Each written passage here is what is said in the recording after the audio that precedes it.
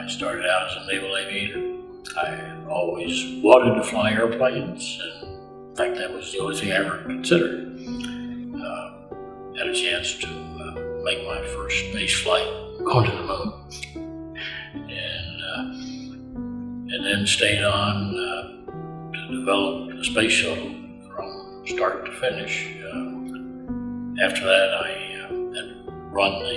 did a stint with the space station in its early days, and then had a delightful tour running the Atlas launch vehicle program for General Dynamics.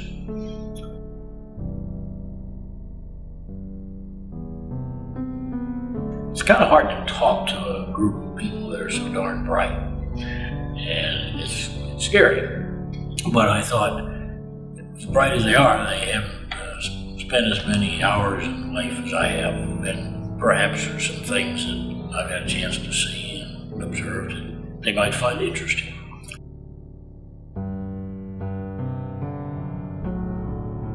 We just had to make it work, and so a great deal of our initial work was done. Just try something, if it doesn't work, beef it up until it does. Or today, we can't afford to design things like that. Today, we're trying to use our brains to predict how physics and Mother Nature will behave, and then design to that, because we can be more efficient.